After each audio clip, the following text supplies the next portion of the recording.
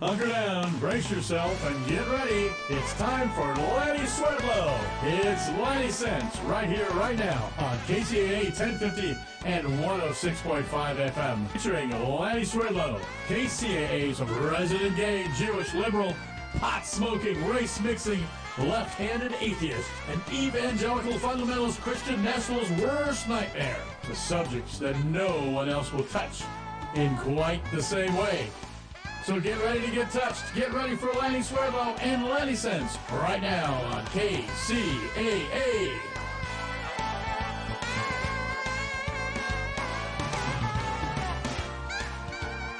Well, it's Tuesday night at 8 p.m., and what does that mean? It's beyond common sense. It's time for Lanny Sense. And as you just heard, it's me, Lanny Swedlow, KCA's resident, gay, woke, liberal, pot-smoking, race-mixing, tree-hugging, left-handed, science-affirming, Jewish, humanist, atheist. I am truly a white, Christian, nationalist, fundamentalist, worst nightmare. And you are going to hear all about it tonight on Lanny Sense. Hey, it is wonderful being back here at the KCA studios. I used to have a show on about 10 years ago called Marijuana, Compassion, and Common Sense.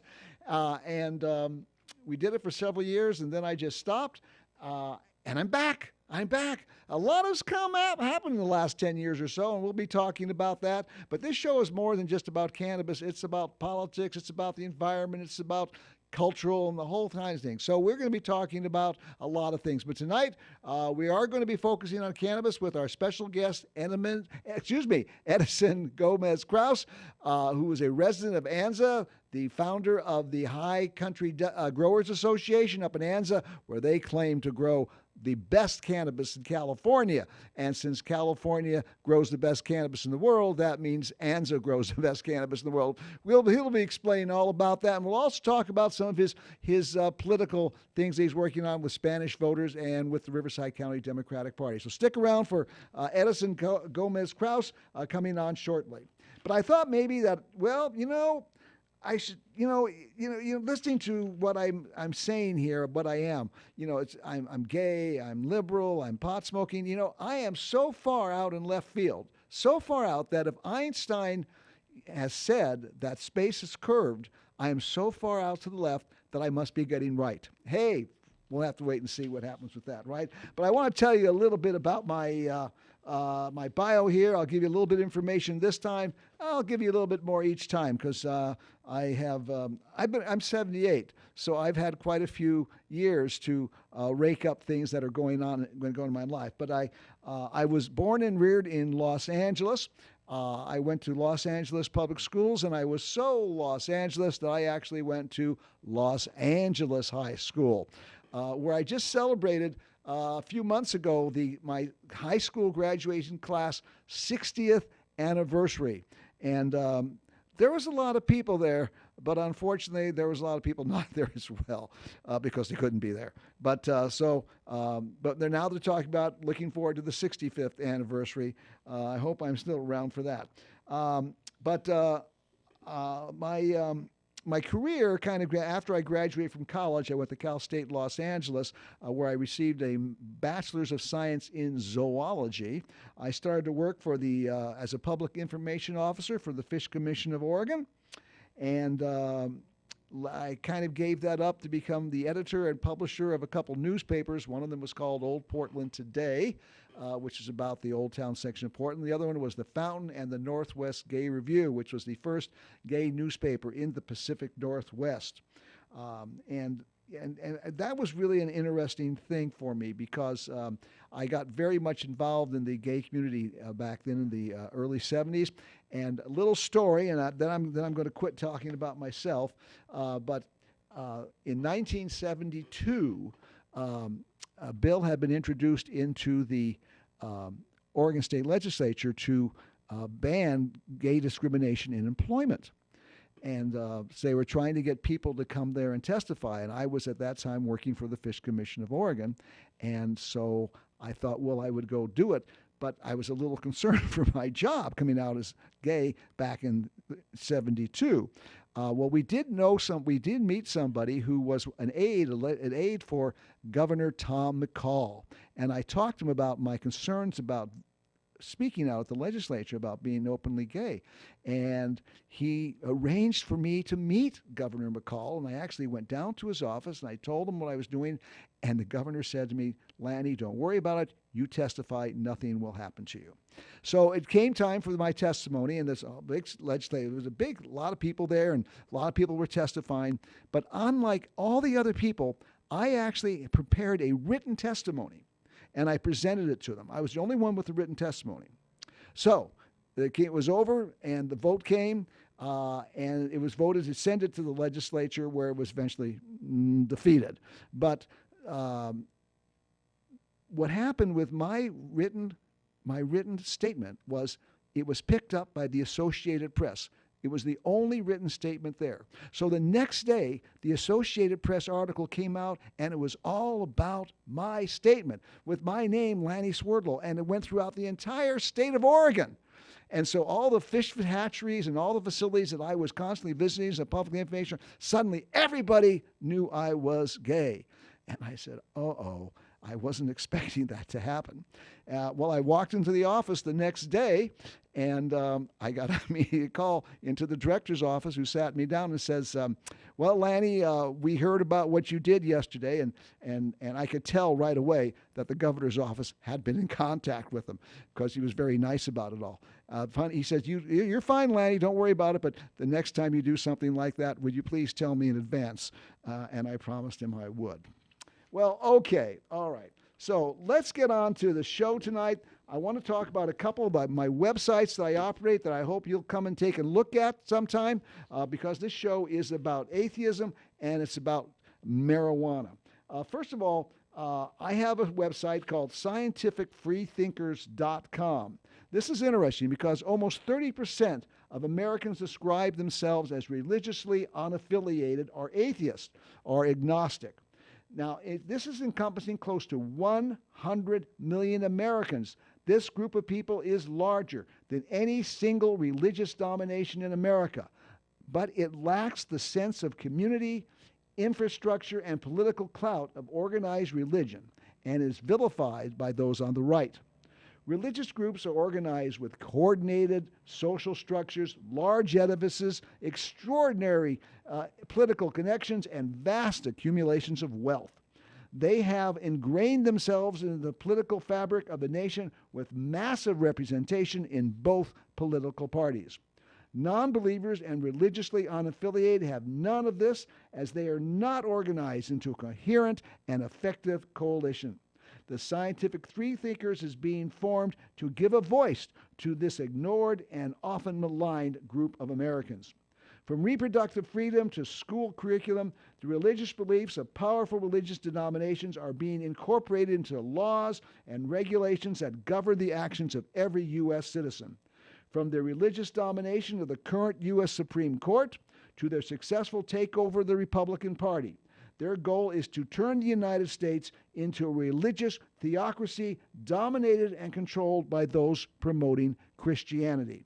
Although there are religious groups that are opposing their takeover of local, state, and federal governments, they have not been successful in countering them. Recognizing that there is an existential need to counter the influence and power of the religious groups injecting their values into government and the passage of laws that force their values on those who do not hold them, a concerned group of non-believers and religiously unaffiliated have formed a new organization, the Scientific Freethinkers. Merriam-Webster's dictionary defines freethinker as a person who thinks freely or independently, one who forms opinions on the basis of reason independently of authority, especially one who rejects or is skeptical of religious dogma.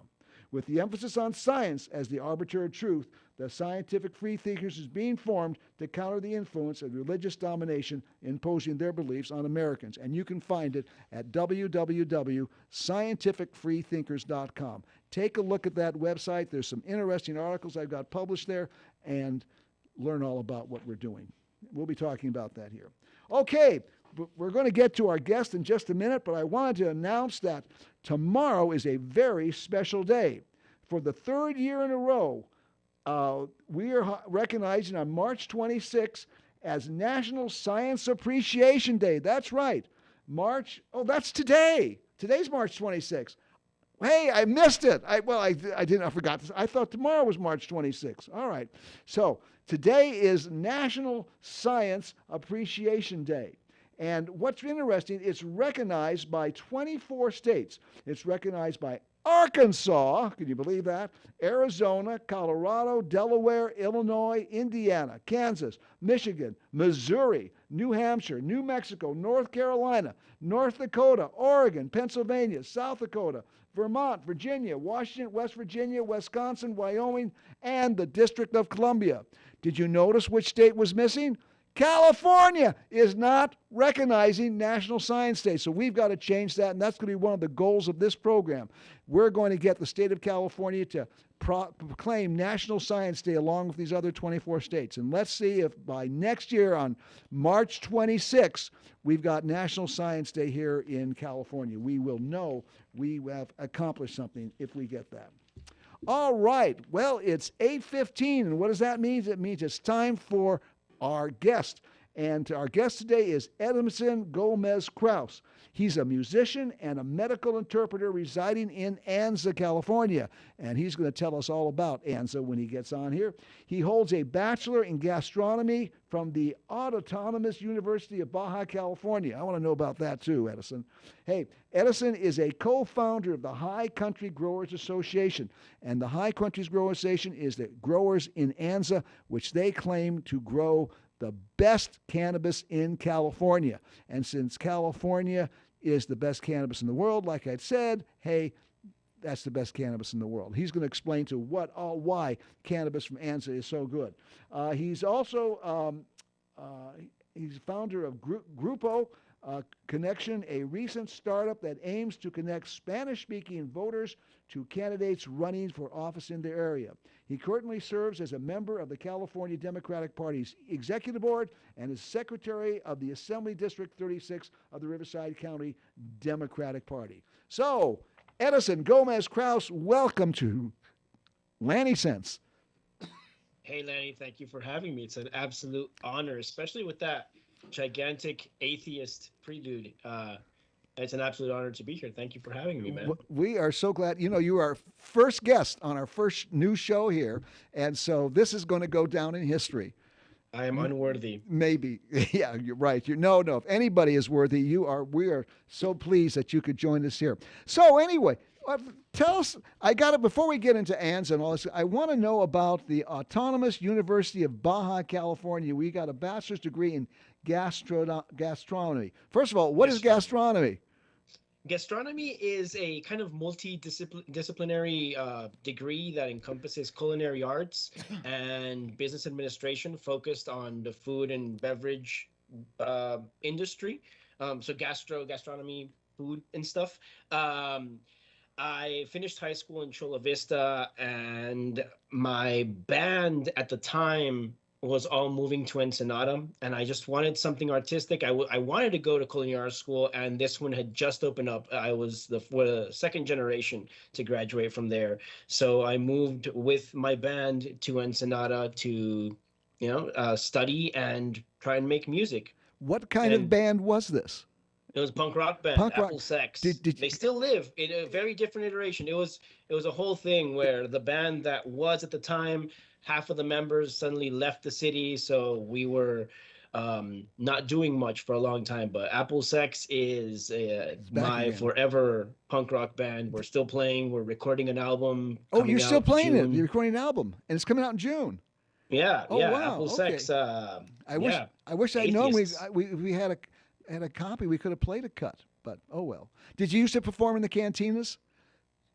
Yeah. We played. Our home is Sacazonapan in Tijuana. Actually, we used to play. We were not a very active band, but we played every single Day of the Dead. We would play at Bar Sacazonapan, which was on Calle Constitucion and the First Street, which is right next to the red light district in TJ.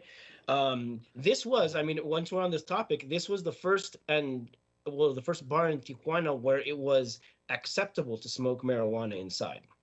Oh, It was very illegal, but for some reason they were connected, or I don't know how, but for years and years, everybody knew that if you wanted to smoke a joint in a bar in TJ, you would go to Bar Sacosanapan, and that was our home for the longest time. wow. Uh, uh, Yeah, did- fun times. and well, Mexico has loosened up their cannabis laws, but I still don't think it's quite legal yet there. It is. I mean, well, again, legal. It's legal to grow your own. We're very Prop 215. What is it? Prop 2 Act 215. We're very 215 Yeah, in the that's the sense that medical. it's legal to grow your own. It's legal to harvest and produce your own cannabis for medical purposes. So you have to have a doctor's recommendation, and you can have. I don't remember the amount, but there's a legal amount of cannabis that one can have on their person. You can't obviously sell. There are no dispensaries, so it's just grow your own. There is a big problem because it's illegal to import seeds. So there's kind of like a, how did you get the seeds? So they can always get you, but it's becoming destigmatized in the community very much so, thanks to CBD being used for a lot of like topical treatments with elderly people, and it's the culture is changing around it. Fortunately, narco culture is shifting away from cannabis because most of the cannabis that people are consuming is coming from the United States now. That's right. So that's both a problem and a good thing because it's less dangerous for people to have access to cannabis nowadays. It, So that's good, I guess. it sounds like Mexico's kind of pre 64 in Hmm. California. That's the way it is. Yeah, How's, without cultivation, I really. understand Yeah. there's going to be there's a the current president cannot run again, and there's a woman Correct. that's running who's favored to win. I can't think of her name right offhand. Do you know? Scheinbaum. Yeah, and do you know her position on legalizing cannabis? I do not. I know she's the more progressive of the two candidates. There are two women running, so Right. it's kind of known that it's going to be a female president. But one of them, Xochitl Galvez, I believe is her name. She's a lot more conservative. So if anything, Scheinbaum would be the more cannabis friendly because AMLO has shown some cannabis friendly positions. Well, it's thanks to him that we have some of these permissions, and Scheinbaum is basically his successor. Okay. So Sounds. yeah, Scheinbaum would be the way to go. I'm voting for Scheinbaum probably. Are you a Mexican resident? I'm a dual citizen. You're a dual citizen. You can vote in Mexico and you can vote in the United States.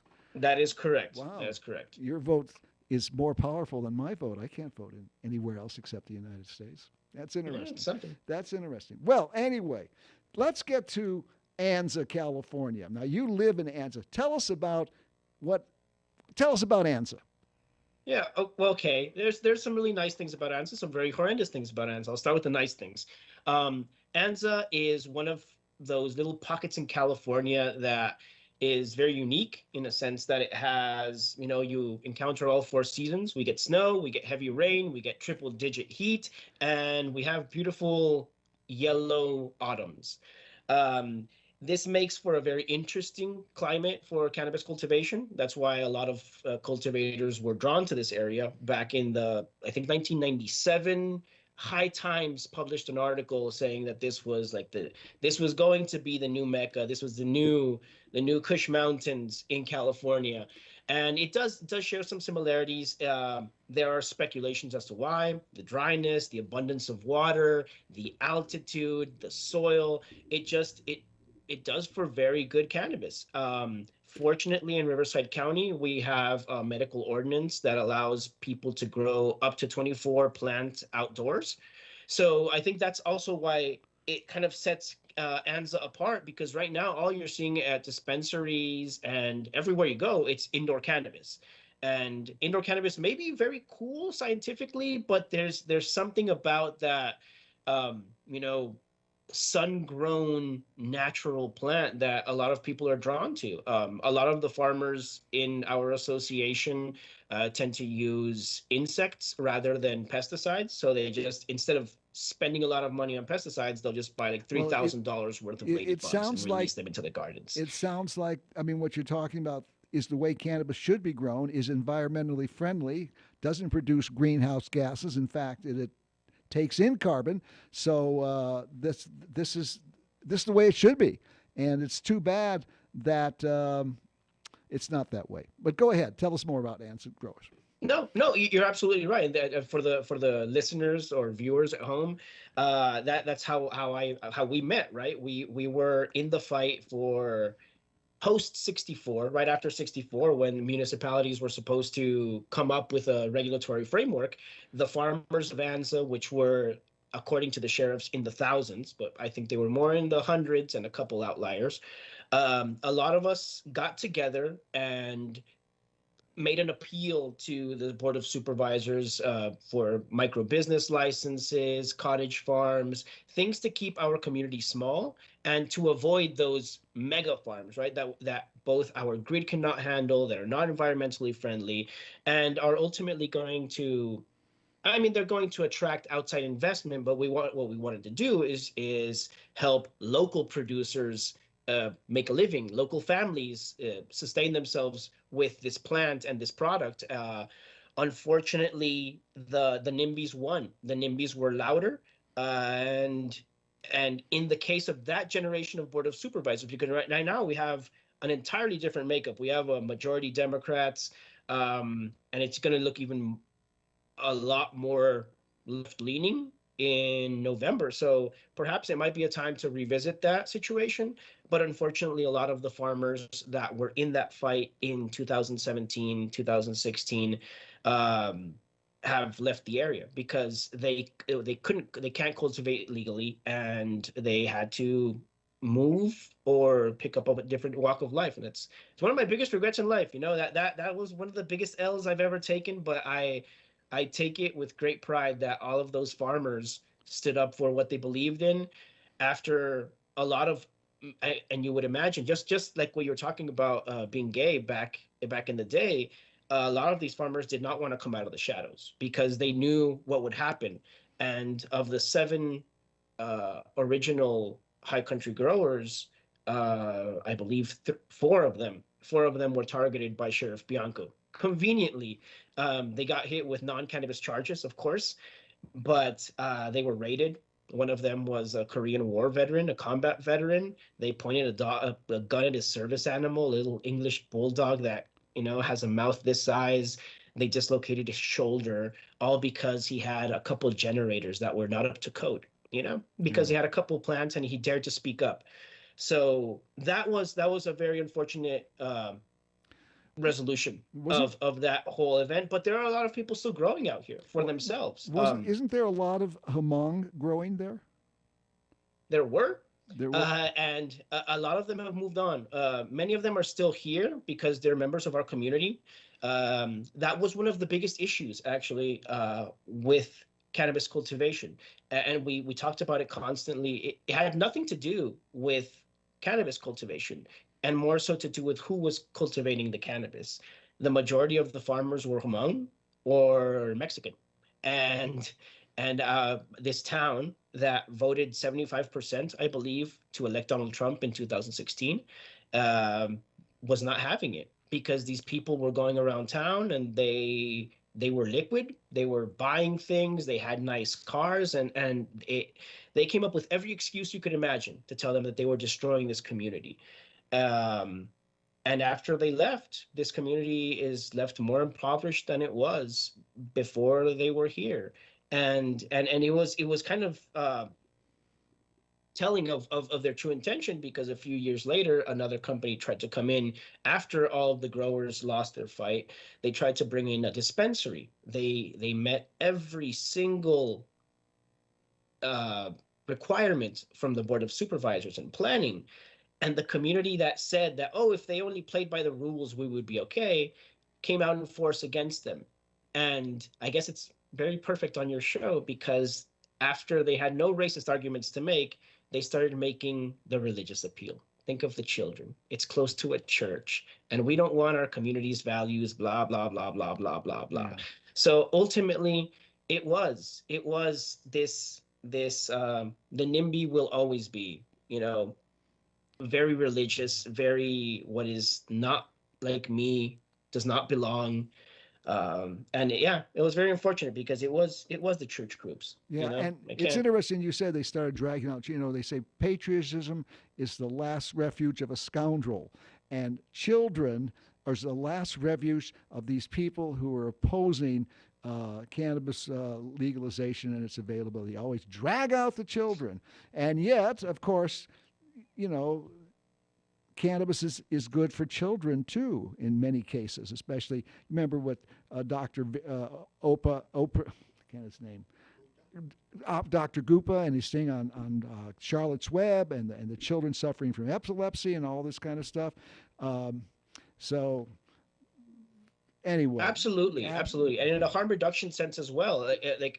Always, the argument was always the children are going to, if there's a farm next door, the children are going to get their hands on cannabis and whatnot, and that's always in every single case. It's the complete opposite. If you have a well-regulated industry, children are not going to get their hands on it. Just like alcohol or cigarettes, right? You have these industries, they're regulated, and you can't buy beer or cigarettes unless you have an ID. You can only buy it at a certain location.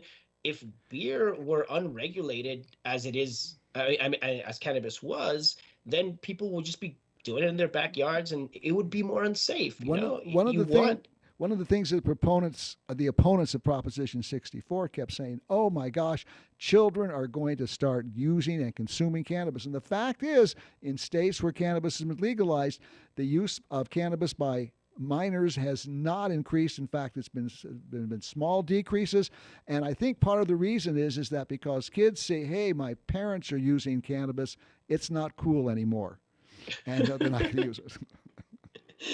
When you start smoking, Lanny? Oh, When was your first when taste it of was of the good late stuff? in life. I was 19, and it Okay. transformed my life. No, I had gotten drunk when I was 17. It was the worst experience in my life. And then I discovered cannabis when I was 19, and that was one of the best experiences of my life. And I have never stopped since. And I think it's part of the reasons why I stayed healthy and I'm doing so well. One thing I want to ask you about before we move on to your other endeavors. You had talked about cannabis, the ANZA having an appellation. Is that the term?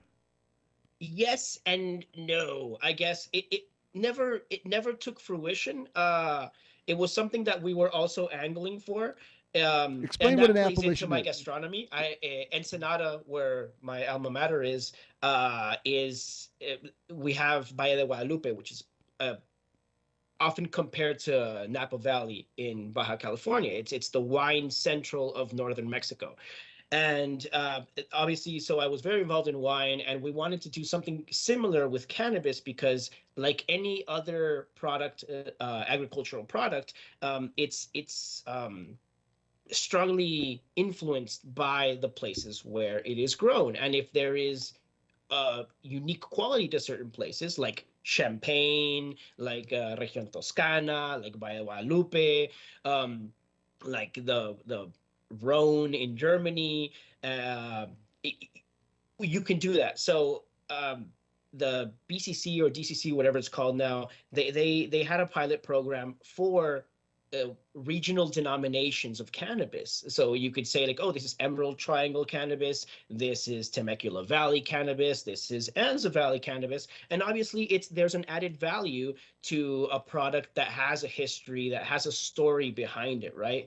And that was one of the things that we were proposing to the board of supervisors. I don't want to drag on them too much because I don't know how much time we have, but it was a big they truly dropped the ball on that one because they have passed they've given very few cultivation licenses. I believe no cultivation licenses in the unincorporated areas, and this is an area, Anza in particular, we make I don't make, but I sorry, let me rephrase that. The average household income, the average personal income, sorry, of an Anza resident is $19,000 a year. That is below the poverty line. It is below the state average, and it's below the national average. It's a very poor town. And this, we have the conditions to become a wine country for this product, cannabis, and to bring in some tourism, have some Airbnbs, some bud and breakfasts. revive the economy and the culture of this community. And we offered them that. But the interests of wine country were too big. The interests of dispensaries down in the desert were too big. And they ultimately shot down that idea. And I think it was very, very sad. It was a sad day for cottage cultivation or boutique cannabis, because we could have had something very, very beautiful. We were pre-COVID. COVID killed it. In 2020, we were planning the Anza Cup, right? We were going to have a set amount of farmers, give them the same seedling, and they all had to grow that seed. And whoever grew, there was going to be a competition. I believe I asked you actually to be a judge at that competition That is correct. before the world fell apart, and we are where we are now. You know, so we had all that culture going on, and I've heard these stories just replicated in San Bernardino County, San Diego County, and even up in what people believe to be the cool counties, you know, in the Emerald Triangle and up there. It went all wrong. Yeah. It's California. California sort of got it wrong. We jumped the gun, I believe, Yeah, with well, cannabis. maybe with the new makeup of the Riverside County Board of Supervisors after the November elections, maybe it will be time to address it and see if we can change. Perhaps. We can certainly Hopefully. work on that. And speaking of political things, let's kind of go on to your other. What's really cool about you, Edison, is that you're into cannabis, but that's not the end all. You have yourself involved in some other political things that are important and will make a difference. And one of them I wanted to ask you about was the Grupo Connection. Could you tell us what that is, please? Yeah, it's Grupo Conexión is an idea that was born, I believe, a year ago. Myself and a group of others were doing Spanish phone banking for certain candidates. And well, it started actually when I started. I was the chair of the GOTB committee for the Riverside County Democratic Party. And I insisted that we had to reach out to all the Spanish-speaking voters in our county. You know, it was something I said I want to do this. If there was a budget, I would spearhead the project, and it worked. And we had a really, really good turnout with Spanish speakers. The feedback was better. Usually when we have contact for English speakers, for example, we have about a 1% to 3% feedback of positive feedback. And with Spanish speakers, we had 10%. So it was just people who didn't know who was running in their district, who were the Democrats, who were in their favor, and they were just thankful that people were reaching out. And I said, hell yeah, these are my people, and I want them. I identified them with them because it could have been my uncles, it could have been my grandma. And then we did some phone banking for another candidate, and then another one, and then Gavin Newsom, and we just realized that sometimes certain like the CDP and the RCDP tend to cut funding for these programs, but campaigns themselves do have the money for it. They can afford a few phone bankers, but they can't find the people to do the phone banking when they need it. They have about a month to do phone banking. They need 10 to 15 people to cover all of their Spanish speakers, and it's really hard to find experienced phone bankers in Spanish. So we all got together, we formed this company, and now we're reaching out to campaigns and basically giving them at bare minimum profit the opportunity to reach out to all of the Spanish speakers in their district by Spanish speakers, native Spanish speakers that can connect with these people, hence the name Conexión, connection, making that connection with them to bridge that language gap and make sure that people know who's running in their district. And it also helps the candidates, obviously, to reach a population that they would otherwise be uncommunicated with. So I think it's very, very important. And it's really important, especially to the outreach to the Spanish community, Hispanic community, because I understand that a significant percentage of the Hispanic community has gravitated towards the Republicans and Trump. And that is really dangerous for the Democrats because a lot of the support the Democrats get is from the Latino community. That is true in a sense. I'm not sure if a lot of them are gravitating towards them. I think that's kind of a thing that's been going around. I have not seen statistics totally validating that, but I have seen it. And the thing especially with Spanish speakers, when you're dealing with a Spanish speaker in the United States, there is a certain cultural nuance to them, right? This is a person who grew up in another country, came here, usually older, right? Because younger people tend to pick up the language faster. So if they're Spanish speaking preferred, you're you really have to appeal to them with who they are. And and sometimes if you just don't reach out at all, they're going to make up their minds based on whatever propaganda reaches them, right? And whatever as because we send it out, Democrats send it out, Republicans send it out. So if you connect with them one on one, you can see what kind of a difference it makes because they are it's I don't know there's a difference between just picking up a piece of paper and saying like, oh yeah, this guy says he fights for me, and then the other guy didn't send you anything, so I'm just going to vote for the name I remember. Most people, regardless of language they speak, a lot of people in America just vote for the person that has the most signs out because they remember the name that they saw on the yard sign.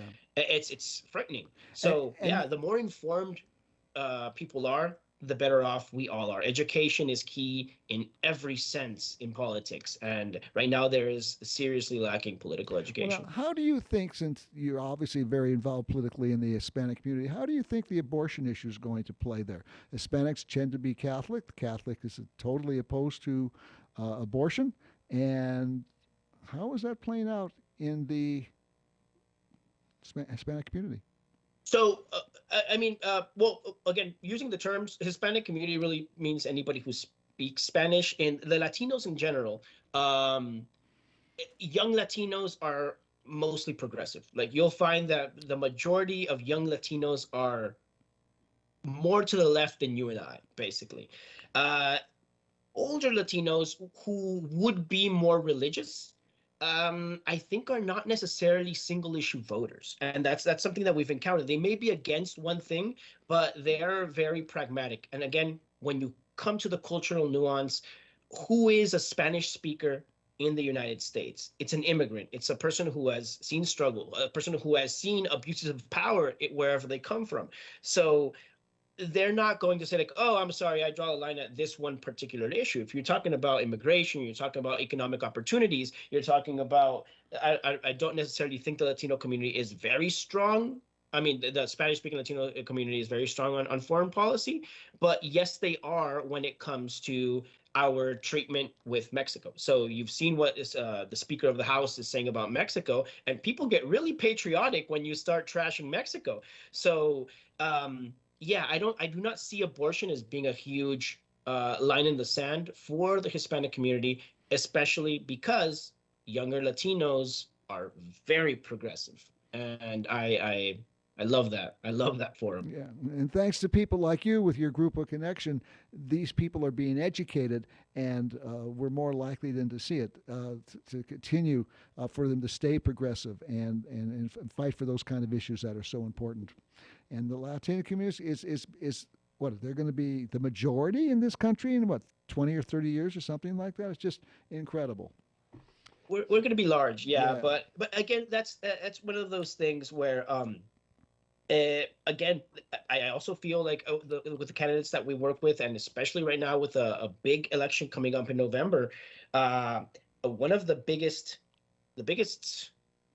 pitfalls that any campaign can have, and especially the political parties, talking to you Democrats, is taking voters for granted, because obviously I would think as a Latino, as the son of an immigrant couple, I find that Democrats have my best interest, or the best vote I can give. However, some of the stances that the party is kind of being very lax on with immigration, those are things that Latinos do look at, and those could be lines in the sand that they draw, right? With the treatment of immigrants, with the treatment of asylum seekers, the language that we're using around them, calling people illegals and things like that. That's just absolutely unacceptable for a lot of younger Latinos, because as I mentioned, they're very progressive, they're very involved, and they identify with the people who are crossing the border, right? They're not all rapists and criminals. The majority of them, I guarantee you, are not. They're people who have seen struggle, who have seen violence, and are seeking for better opportunities for their families. So I think it's very important that we do not see these people as just like, oh yeah, we got the Latinos because Trump is really, really bad, because he is really, really bad. But that angle does not work with the Latino, right? You can't just say like he's worse. We have to give the Latino people something to believe in, that we can be better for them and their people. And this bashing of immigrants is so hypocritical. I mean, 40% of the people in this country, their parents or their grandparents came from other countries. And we need immigrants. Our birth rate is dropping. We need to bring more young people in here in order to keep the Social Security and Medicare program intact. And it also makes financial sense. It costs $300,000 to raise a child in the United States. Well, these people are coming in here in their 20s. That $300,000 has been paid by their home country. And here they're coming and they're ready to work. We've got all kinds of jobs. We've got 8 million jobs available, which are not getting filled.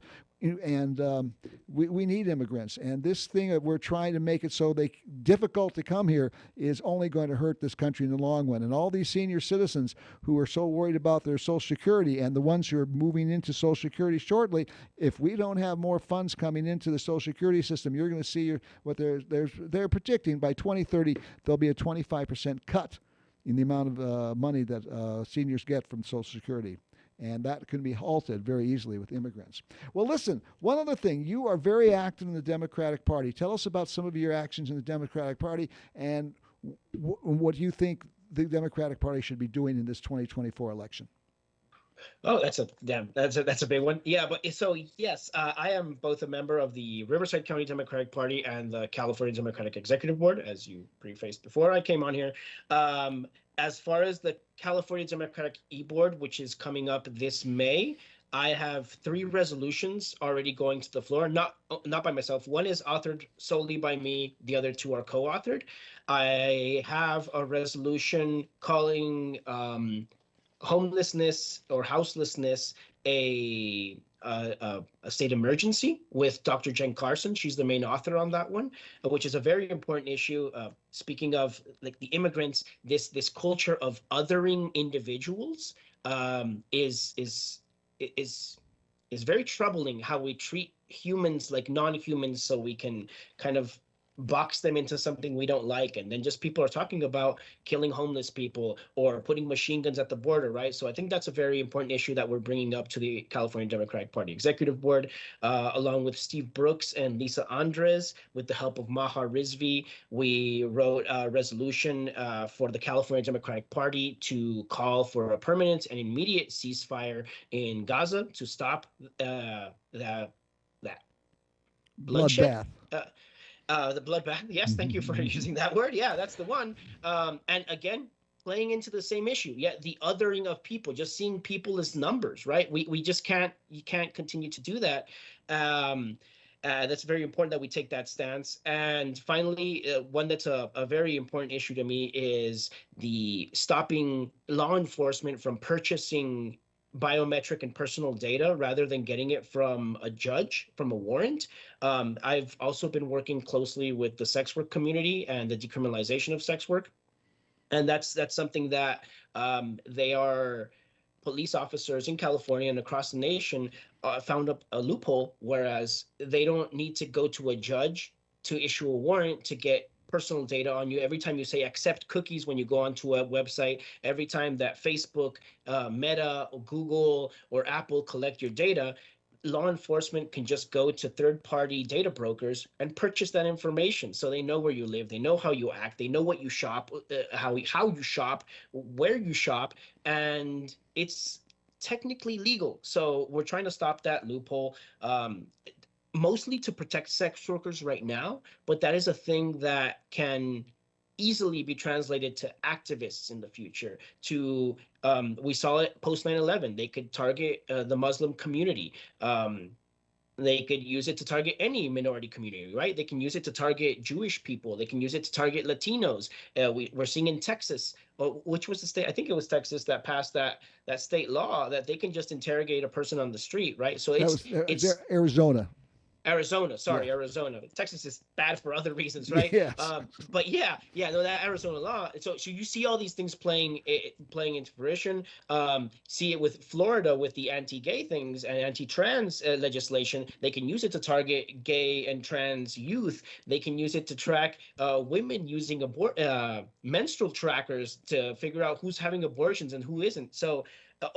Ultimately, I think those are things that we should be focusing on. As far as the party is concerned, I do believe that the county parties need to be more involved with their local candidates. We need to be more active. We just need to be more active because um, at a national level, at a state level, most people don't understand how the party is structured. They think, oh yeah, the Democrats snubbed this candidate, or the Democrats aren't doing enough for this. The Democrats are not a company that has weekly meetings, right? And they're like, oh yeah, what are we going to do about these kids? Like that doesn't happen. We have 2 meetings a year, and that isn't really meeting the moment. That is, things are happening very fast sometimes, and I believe that it's the county party's job to kind of step up and always be on top of it. It's a lot. It's a lot to ask of the county parties, and I feel like Riverside is doing an okay job at it. I'm proud to be a member of that body. But yeah, that's where it's at. Well, Locally is the only place where we can really get a foothold, because nationally and statewide, it's very bureaucratic, and it's going to take a long time to make changes there. and But you're a right. lot of change happens at the local level. All politics is local, and if you've got a party that's on the local, that's working and active, you're going to get things done. And if you don't, you're not going to get things done. So you're absolutely right. The local politics is key. Well, listen, we're running out of time, and Eric, our engineer, has found one of your band's recordings. Oh, wow. So Okay. we're gonna play it. Wait, which one? Which one? Which one, Is it Eric? some- Which one do you want to play? Which one should if they you play? got Child During Wartime is the best thing we have. If you can find Child During Wartime, that is my favorite song of all time. I love that song. Do you It's have on that, Eric? Spotify, it's on YouTube. Child During Wartime is woof. Okay. That's me. Here is Elisa, part of "Child During Wartime" by what's the name of the group again? Apple Sex. Apple Sex, right? Boy, Yeah. Apple. Apple should infringement of their copyright to use the name Apple. The band was born in like the 1960s, so Oh, we're good. you predate them. Okay, Eric, do you have the Yeah. song? Ah, okay, he got it. Here we go. All right, let's go. Western Waldo. I was a child during wartime, and George Bush was the president of the greatest army Earth had ever seen. It filled my heart with great pride. I thought he was on my side until I heard Rage Against the Machine. They said I'm being lied to. There's medicine in my food, so I decided I'd no longer eat. Oh, that's it. And much to my surprise, it opened up my eyes to a brand new world that I had never seen. I saw planes dropping bombs, excited for their moms, and all these people point their hate at me. Although my family's Mexican, because I am American to them, I'm Western blasphemy. Western blasphemy. Western blasphemy. Western blasphemy. Western blasphemy. Western blasphemy. Western blasphemy. Western blasphemy. I was a child quite full of rage that hadn't changed much age, but as you see, things haven't changed that much. There's a new guy in the chair with orange skin, fake hair, and his name rhymes perfectly with Fox Drum. Yeah, he and we got a problem. I got rights, he wants to rob him. I don't plan on going quietly. Fuck, that's it. We're marching down that avenue. We're gonna bring the fight to you and say, fuck you, I politely disagree. We need people who respect each other and don't talk about each other's mother, men and women working equally. And although I am American, because my family's Mexican to him, I'm Western blasphemy. Western blasphemy. Western blasphemy. Western blasphemy. Western blasphemy. Western blasphemy. Western blasphemy. Wow. Hey, are you the lead singer? Was that you, the lead singer? That's me singing. Yeah. Wow, I can do a wow, bit of you yelling. are multi talented. Hey, you should bring the band up here sometime. We'll have a big performance. That would be so cool. Yeah, we played our first U.S. show about 3 months ago Oh, up in really? Idlewild. In Idlewild. Yeah, it was very fun. Great people up I in Idlewild, super receptive, super nice. It was I fantastic. wish I knew about it. I would have driven up to Idlewild to hear it. Are you gonna be performing again sometime soon? Yes, yeah, we're gonna try and start playing in the. We're recording right now, so we're probably gonna start playing in April, May. Oh wow, April's coming up. No, May or June, and we're probably gonna try and hit the desert. We're gonna do some more Idlewild. We're gonna do Murrieta, Hemet. So yeah, we're gonna be up here quite a bit more Wow. and Then more political well, than let the let last let one. me know next time you're. I'll announce it on the show that that you're going to be your band Apple Sex will be performing at such and such a place and such a date and time, and I can assure you, we'll go out and hear it too. That'd be fun. That was quite a good Absolutely. song, very good song. Well, listen, Thank you. we have to wrap things up. Do you have some kind of contact information if someone wants to get hold of you to ask you some questions or anything like they? You do something that you give out and not too concerned about getting No, getting. I'm not concerned at all. I'm very Oh, public. All of my social media handles are Gomez Kraus at Gomez Kraus, GomezKraus. They're all the same. Instagram, Twitter, Facebook, TikTok, whatever I missed, they're all the same handle. So at Gomez Kraus is me. I answer my DMs personally. Obviously, I don't have a personal assistant. Can't afford one yet. So yeah. I'm an open book, and I put music out as myself with Apple Sex as well, and yeah, I'm all over the place. well, that is so cool. Listen, Edison, I want to thank you for taking the time and joining us.